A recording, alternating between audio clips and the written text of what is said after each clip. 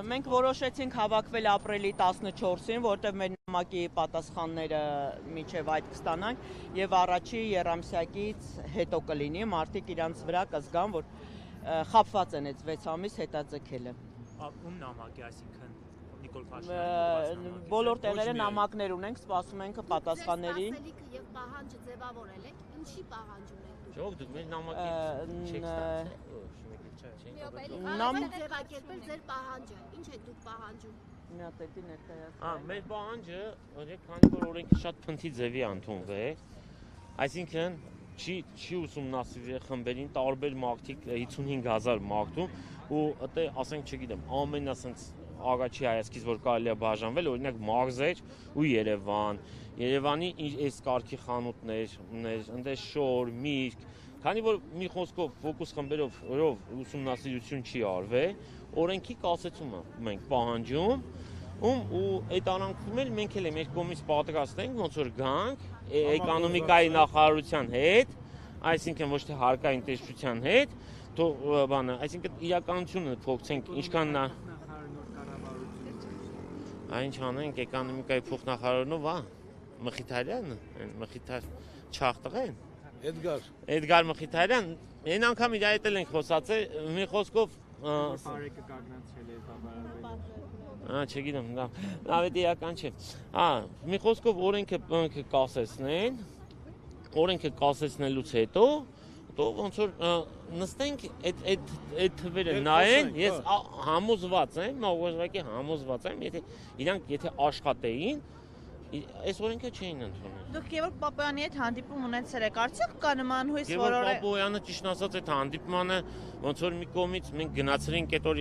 եթե հիշում եք, մենք ուղղակի ֆիքսեցինք մեր համար, որ էկոնոմիկայի նախարարությունը մեղել է։ Չկա, այսինքն նախարար ունենք, նախարարության աշխատակիցներ ունենք, ու միջինացված ասենք կարող այդքան էլ վատ անձնական մարդիկ չեն, բայց չունենք։ Ու ոնց որ մի կողմից լավ էր, որ ինքը իջավ մեր այդ հանդիպան, մենք չենք ակնկալում։ Մյուս կողմից լավ չէ, որտեղ մենք պատրաստ չենք այդ հանդիպման ընդ ամեկ-մեկս ոնց որ մի խոսակցությունը չստացվեց ու դուս եկա, որ դա իրականում լավ, բայց ինքը ասենք այնտեղ sense արտահայտություն էր օրինականում, որ էկոնոմիկայի նախարարության գործը չէ հարկային քաղաքականությունը, բայց իմ պատկերացումով դա մեր հենց դա բնորոշումը այն, որ էկոնոմիկայի նախարարություն չունենք։ Եթե պարոն նախարարը ասում է էկոնոմիկայի նախարարություն, չէ՞ որ ինքը քաղաքականություն մշակող մարմին է։ Եթե իրանց գործը չէ, էլ ինչ են ասենք օրենք ընդունելուց իրանք դրական եզրակացություն տվել։ Իսկ այդ ՓՄԶ աշխատակիցը Ռիփսիմեն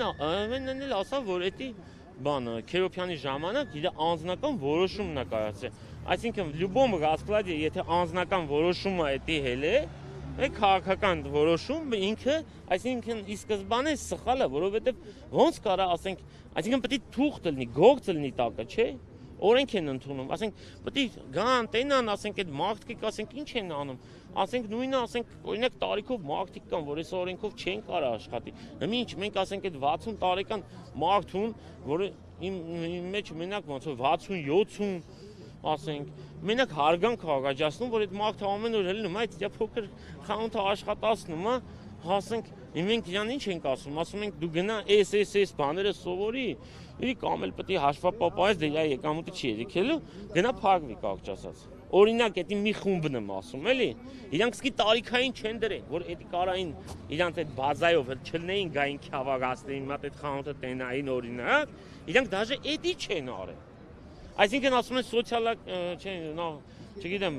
վարչապետը ինչ էր ասել, իբր թե գնացել է Գերմանիա, տեսել եմ տարիքով մարդ, ոնց մի բան է, չէ, պատմում հեկ։ Այսինքն մարդիկ մեր Հայաստանում կան, իրանք չեմ ասում շատ են, բայց այդ մարդկանց էլ ասում են, չէ, փախակ դուք։ Ու օրենքներն էս պետք է լինի, որ կարողանանք աշխատենք օրենքով։ Ոստե ասեմ, ձեզ մի հատ ամենակարևոր բան է, հարգելի լրագրողներ, դուք էլ շեշտադրեք։ Ոստե մենք ոչ եկել ենք ասում ենք հարկը այնքան էլ կա, բայց հիմնականը օրինակ ինձ ինչն է ստիպում ամեն անգամ քյավագեցնել գալիս է։ Ես ուզում եմ այնց երկրում ապրենք, որ օրենքները ընդունում են օբյեկտիվ, այսինքն հիմքով, ու ես ուզում եմ հարկ տալ։ Բայց ոչ բոլորը։ Եթե ուզենանք խափենք, Հա, խափենք էլի։ Ասենք հաստատ իրանք այդքան